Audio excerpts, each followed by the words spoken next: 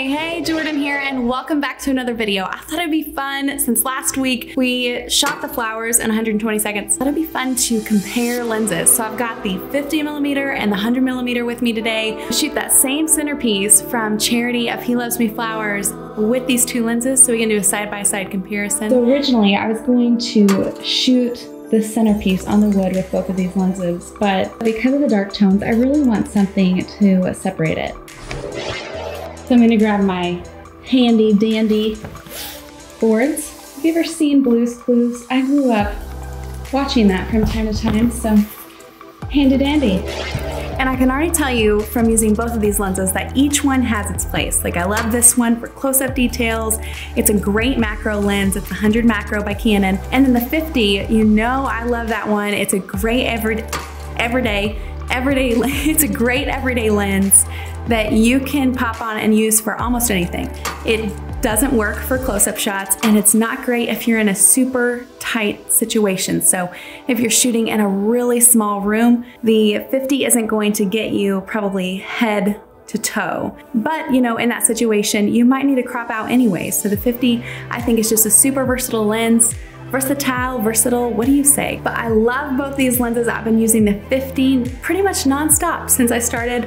But this 100 macro really made a comeback a couple of years ago whenever we started using it to shoot from far away at ceremonies. And then since then, I've been pulling this out for details, not just ring shots, not just bridal details, but everyday things. So, you know, photos of my kids. This is the type of lens where you can get those eyelashes on a newborn, or, you know, the whiffs of hair on your own kids. It's a great lens. You can get up close with it, but it really narrows what it looks like. Oh yeah, let's do this. Table all the way back.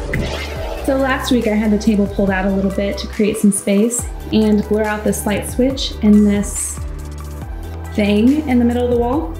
But I really want to put this blue up behind the flowers. So to do that, I need to brace it against the wall, which means I want to stay clear of that light switch.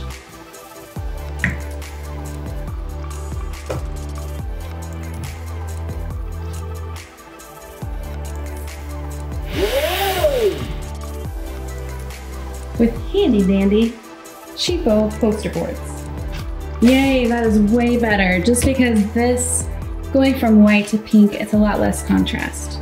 First up, we will do the 50.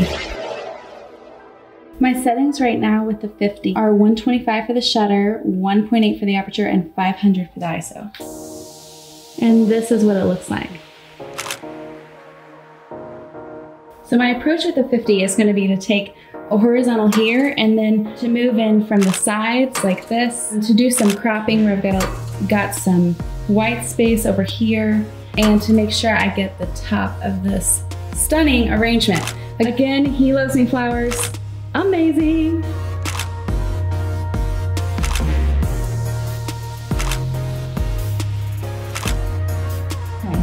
I love that, obsessed. Plus I love blues in the background anyways, so it works.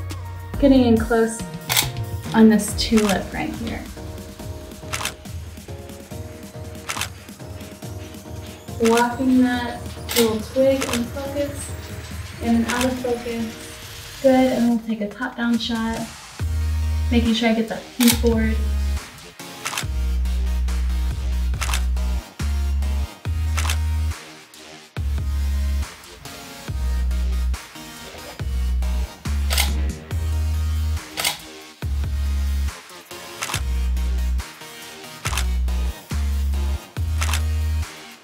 This is the shadow side of the arrangement, so I'm bumping up my ISO.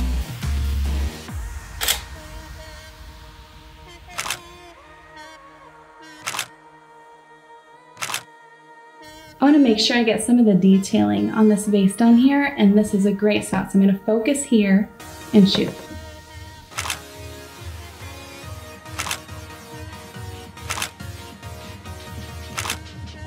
I am switching over to the 100, and one of the challenges with this lens when you're photographing it, photographing flowers is that you can really see the veins in the flowers. The other challenge is that I really need to be careful to avoid like any browning on the edge of the flower or discoloration. So white flowers are a lot harder to photograph. I probably won't spend a ton of time there, and I'll focus more on the flowers with color. First thing I'm gonna do is bring that shutter speed up to 250 since it's a 100 lens, and I'll probably drop my ISO to 1250.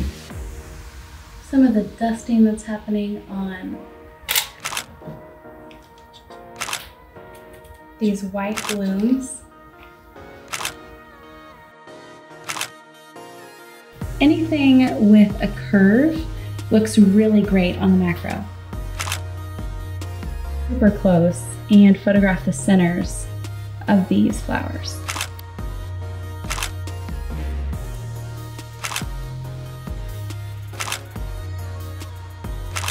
On some of these macro shots, I actually had to take it up to 12,800 on the ISO, which would normally give a lot of grain. We'll have to see what the Canon 5D Mark III does. It handles grain pretty well, but that's a lot of grain. That is a lot of fake light, which if you don't shoot manual yet, ISO is basically artificial light. So that's a ton of artificial light, but I couldn't bring my shutter speed lower than, I didn't want it lower than like 160, so up goes the shutter speed. No, not the shutter speed, up goes the ISO. ISO, I don't know.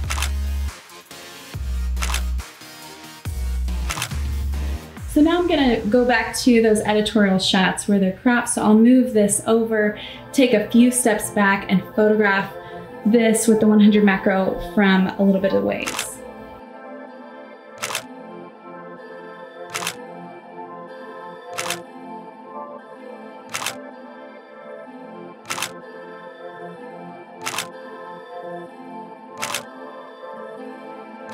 Which lens would you pick if you had to pick one forever? I mean, I would definitely pick the 50.